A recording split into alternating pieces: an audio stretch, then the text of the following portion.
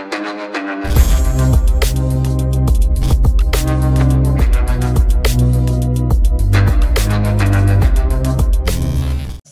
Guys, कैसे हैं आप। उम्मीद करता हूं कि आप सब खैरियत से होंगे, खुश होंगे और हमारी दुआ है कि हमेशा खुश रहें, हंसते और मुस्कुराते रहें। मेरा नाम है रहमान अनवर और मैं हूं मोहम्मद और मैं हूं जफर इकबाल। और आज हम देखने जा रहे हैं the untold story of Surya पुत्र कन्ना। तो देखते हैं भाई, क्योंकि इसका पार्ट 1 बना दिया था तो आगे रहती थी, तो देखते हैं भाई नेक्स्ट पार्ट। अगर वीडियो पसंद आए लाइक सब्सक्राइब जरूर कीजिएगा, कमेंट में अपनी राय के साथ जरूर कीजिएगा। तो करते हैं वीडियो स्टार्ट। सबसे ज्यादा जरूरत होगी उसी वक्त तुम विद्या को भूल जाओगे। और यह श्राप जो था वो कर्ण के साथ रह गया। कर्ण ने श्राप को एक्सेप्ट किया, लेकिन बाद में परशुराम, कभी कभी गुस्से में इंसान बोल जाता है, यहां तो भगवान है, तो परशुराम को फिर बाद में इसका एहसास हुआ कि मैंने लगता है बहुत गलत बोल दिया। परशुराम, देखिए परशुराम तो वो इसके खिलाफ नहीं थे, जात पात के खिलाफ नहीं थे। कर्ण अगर उनको पहले ही सच्चाई बताते और कर्ण अगर खरे उतर जाते तो शायद कर्ण को वो ऐसे भी मतलब वो ले लेते, अलाउ कर देते कि ठीक है मैं तुमको शिक्षा दूंगा। लेकिन कर्ण ने उनको सच्चाई नहीं बताई, इसलिए परशुराम और ज्यादा गुस्से में आ गए कि तुमने झूठ बोल के शिक्षा ली है। झूठ बोल के शिक्षा कभी फलती नहीं है। लेकिन बाद में परशुराम को रियलाइज हुआ और उनको लगा कि यार कर्ण के पास कोई चारा नहीं था, वो क्या करते जब इसको कोई शिक्षा नहीं दे रहा है।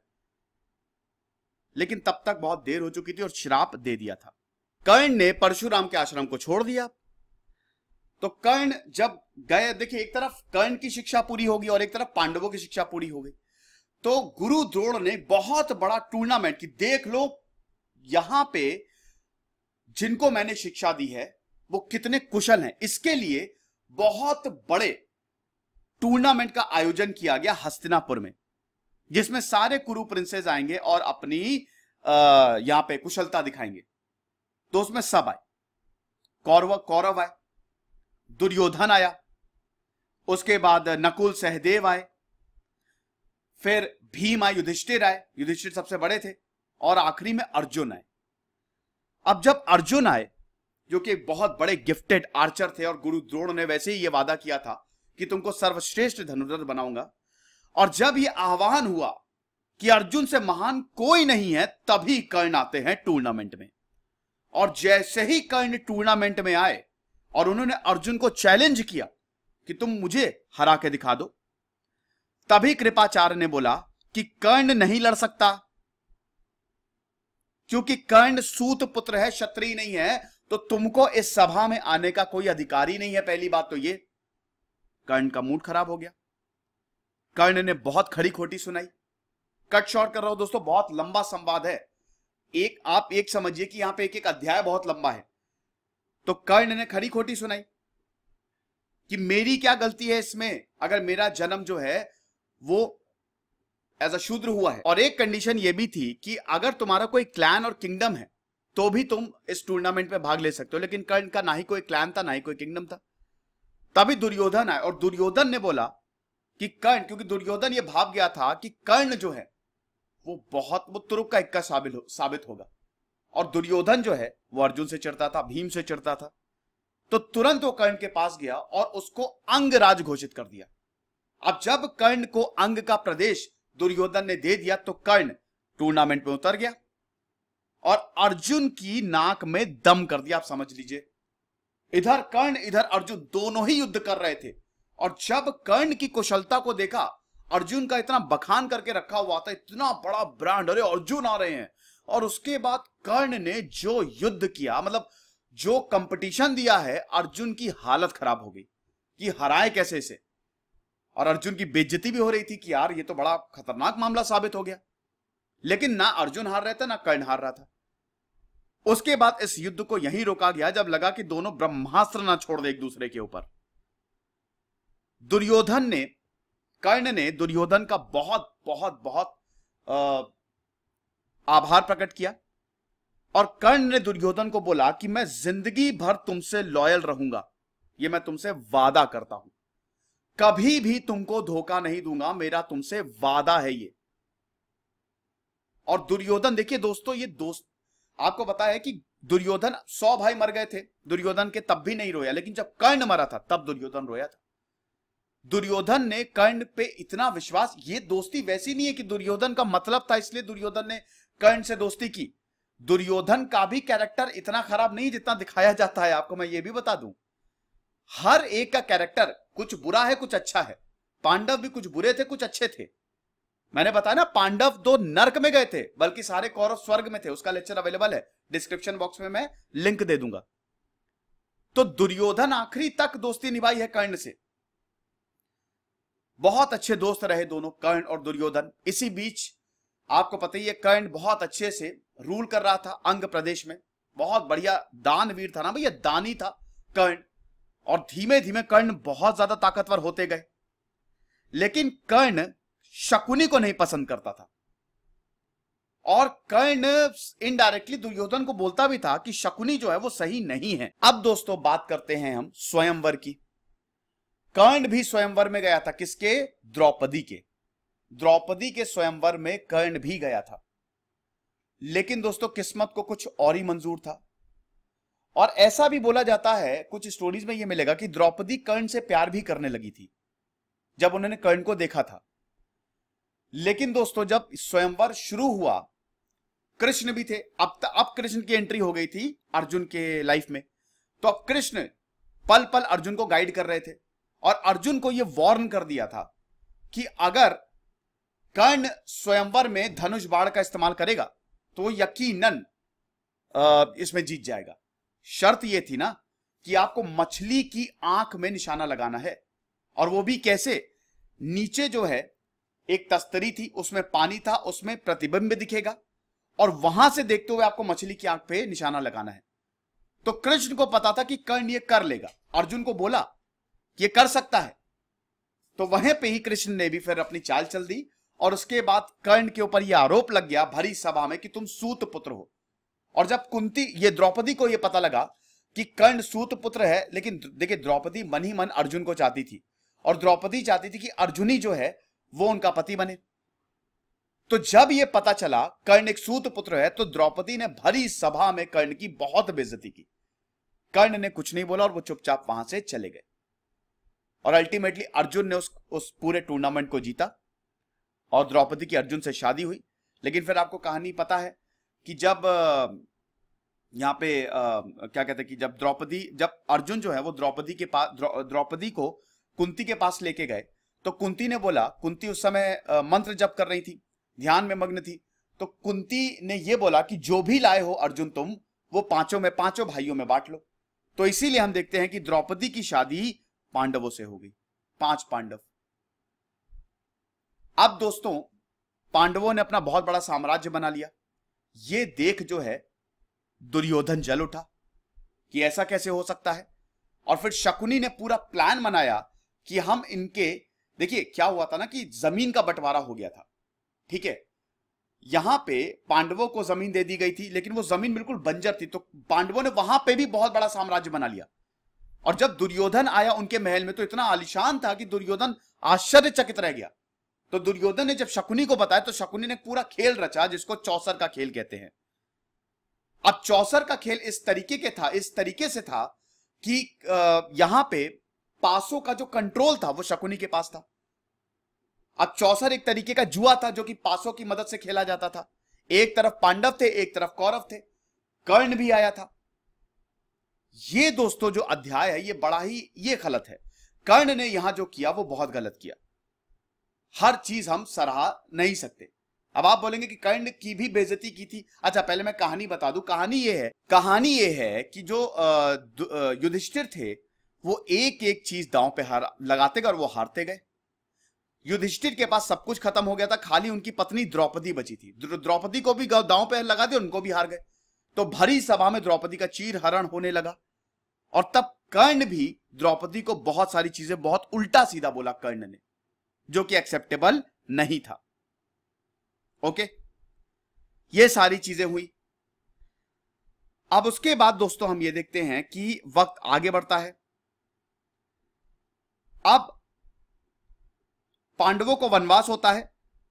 वनवास वो मतलब उनको काफी लंबा वनवास और आखिरी साल अज्ञातवास का होता है। जब वो वनवास काट के आते हैं तो पांडवों ने बिल्कुल निश्चित कर लिया होता है कि अब तो युद्ध होगा। महाभारत से पहले भी दोस्तों बहुत कुछ हुआ। देखिए, जब ये चौसर का खेल हुआ तो भीम ने पर्सनली बोला था कि मैं दुर्योधन को खत्म कर दूंगा, और बहुत ही गलत शब्द इस्तेमाल किए थे कर्ण ने द्रौपदी के लिए। तो पांडवों को फिर वनवास मिलता है, जैसा कि मैंने बताया, और 1 साल का अज्ञातवास। और तब कर्ण ने ये टास्क लिया कि मैं दुर्योधन को दुनिया का राजा बना दूंगा। और कर्ण जहां गया उसने वो उस किंगडम को हरा दिया। काम्बोज, शक, केकयास, अवंत्यास, गांधारास, मद्रकास, सब कुछ, तंगानास, पंचालास, जितने भी किंगडम्स हैं मिला लिया दुर्योधन ने अपनी आर्मी में। और उसका सबसे बड़ा रीजन था कर्ण। फिर इंद्र किसके? इंद्र जो हैं देवों के देव, बोला जाता है king of the gods Indra. और अर्जुन के पिताजी भी थे। अब जब इंद्र को यह लगा, इंद्र बड़े घमंड में थे कि अर्जुन मेरा बेटा दुनिया का सबसे बड़ा धनुर्धारी, लेकिन सूर्य पुत्र कर्ण उभर रहे थे, तो इंद्र को टेंशन हो गई। और इंद्र ने बोला कि यार ऐसे तो कर्ण को हराना नामुमकिन हो जाएगा। इस कवच और कुंडल की वजह से कर्ण को और कोई नहीं मार सकता। तो इंद्र ने सोचा कि चलो कर्ण को थोड़ा सा कमजोर किया जाए।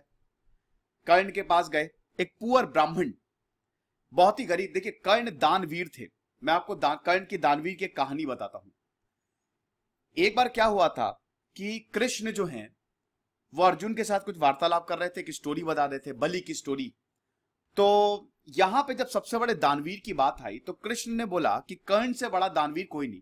कर्ण से बड़ा दानवीर आके कोई नहीं था दोस्तों, महादानी थे वो। कोई भी उनको कुछ भी कह देता था, वो दान कर देते थे, कुछ भी।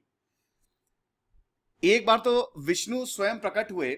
चलिए, बहुत, मैंने बताया ना बहुत सारी स्टोरीज हैं।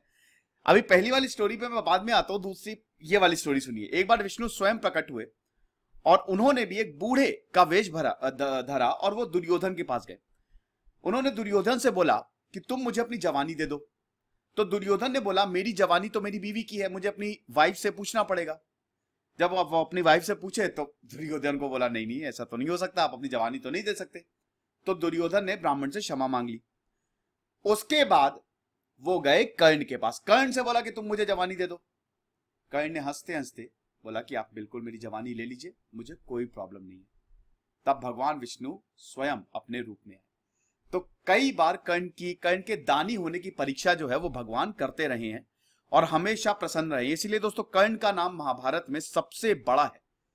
ठीक है, आपको अर्जुन के हेटर्स मिल जाएंगे, आपको बहुत, मतलब महाभारत में सबके हेटर्स मिल जाएंगे, लेकिन कर्ण के कोई हेटर नहीं है। तो यहां पे क्या हुआ था कि भगवान कृष्ण अर्जुन से बात कर रहे थे, तो बात आई महादानी की, महादानी की। तो भगवान कृष्ण ने बोला कि कर्ण सबसे बड़ा महादानी है।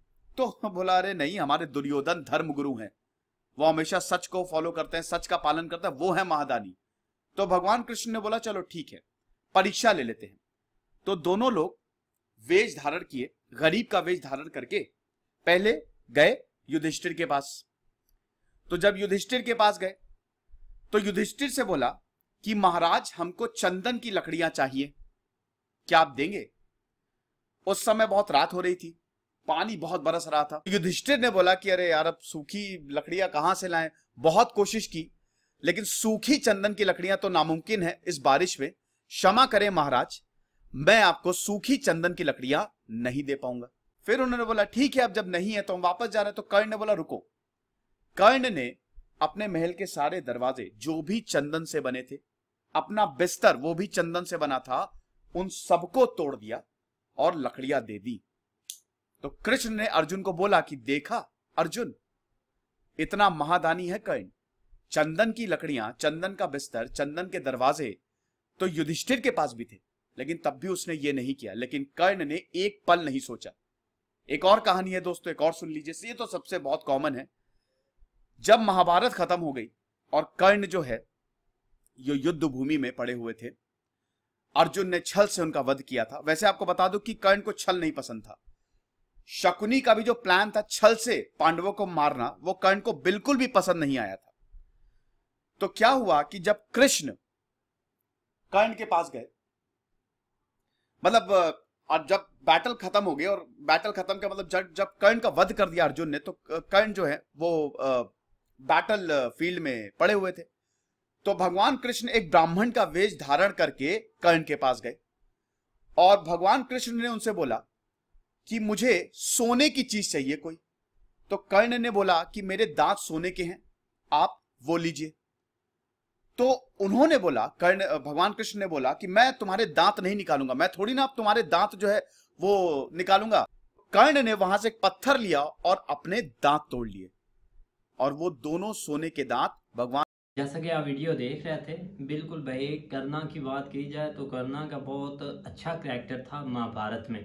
पहले सर ने बहुत अच्छा एक्सप्लेन किया था पहले पार्ट में, और मतलब जब उनका जन्म हुआ, कैसे उनको भाई एक नदी के किनारे आकर कुंती ने भाई पानी में बहा दिया था, या मतलब क्योंकि उनके भाई उनकी जो क्या हिफाजत तो करनी थी भाई, सूरज नहीं ऐसे ना, वो सूरज से निकलते थे तो वहाँ उन्होंने करनी थी। बिल्कुल भाई, तो वैसे ही वो आगे चलते गए। फिर वो आगे भाई अपना लड़ाइयाँ शुरू हो गई, क्योंकि भीष्मा जी को ये लगा कि ये हमारे लिए नहीं ठीक, तो उनको भाई वो अपना घर भी छोड़ना पड़ा था जिस घर में वो रह रहे थे। असल में माँ बाप तो वो खैर नहीं थे, वो तो बस उन्होंने वो नदी से बह रहे थे तो उनको भाई पकड़ा था। बिल्कुल भाई, तो उसके बाद वो चले गए, तो आगे वो अपना मतलब अपनी ट्रेनिंग करते गए। जैसे जैसे वो आगे बढ़ते गए, अपने टीचर्स जो उनको तलाश करते गए या बनते गए भाई वो आगे, ये चीज़ आती गई। और देख लें कि भाई मैं बोलता हूँ कि करना जैसा वाकई कोई नहीं भाई यहाँ पर महाभारत में, ना हेटर था उनका कोई, उनके पास शक्ति बहुत ज़्यादा थी, वो जहाँ भी जाते थे वो अपने आप को भाई मनवा लेते थे। इस चीज़ का लेकिन मैं इसमें भाई एक चीज़ थोड़ी सी जो है ना वो हमें डिफरेंस लगी है कि इसमें जो कर्णा ने हेल्प की है ना दुर्योधन की, हाँ वो चीज़ वो थोड़ी सी, क्योंकि दुर्योधन और क्योंकि वो धृतराष्ट्र के बेटे थे बड़े, और उसके हवाले से ये थोड़ा सा हमें लगा, क्योंकि हमने महाभारत स्टार्ट की थी और उसने आगे ये सीन आने थे क्योंकि इसका पहले। लेकिन ये कि थोड़ा सा ये हमें थोड़ा अजीब सा लगा कि उसने हेल्प जो है ना वो बजाय अपने भाइयों के करने की, जो उसके भाई हैं बाकी पांडवा और बात ये है ना कि भाई वो आप देखें कि उनको वो जो होने लगा था जंग, या मतलब उनकी एक फाइट होने लगी थी या उन्होंने पार्टिसिपेट किया था, वहां से उनको निकाल दिया था, ठीक है ना। फिर वहां पर दुर्योधन ने वहां पर आकर उनने हेल्प की थी, तो फिर वो आगे आकर लड़े थे, ये चीज आ जाती है इसमें। इसीलिए भाई वो एक अच्छे फ्रेंड बन गए थे। काफी अच्छा किरदार था, मैंने भी देखा था जब इस मतलब के वो नदी में बहाया गया था उसको, और बड़ा भी हो गया था तब भी देखा था। लेकिन अभी जाकर आगे उनको पता चल ही जाता है कि हमारा ये अभी तक तो नहीं चला, जहाँ तक हमने देखी है वहां तक तो नहीं, क्योंकि उस वक्त उसको जो है ना वो भीष्म ने जो है ना वो वहां से रुखसत कर दिया था, वो बोला था जाने के लिए बोल दिया। लेकिन ये कि इसका आगे मजीद देखते हैं, और ये अच्छी स्टोरी है, इसमें कोई शक नहीं। बिल्कुल भाई, एक हिस्ट्री है, स्टोरी तो हम इसको नहीं भाई बोल सकते। तो उम्मीद करते हैं कि गाइस आपको वीडियो पसंद आएगी। अगर पसंद आए तो लाइक सब्सक्राइब जरूर कीजिएगा और कमेंट में अपनी राय का इज़हार जरूर कीजिएगा। अल्लाह हाफिज।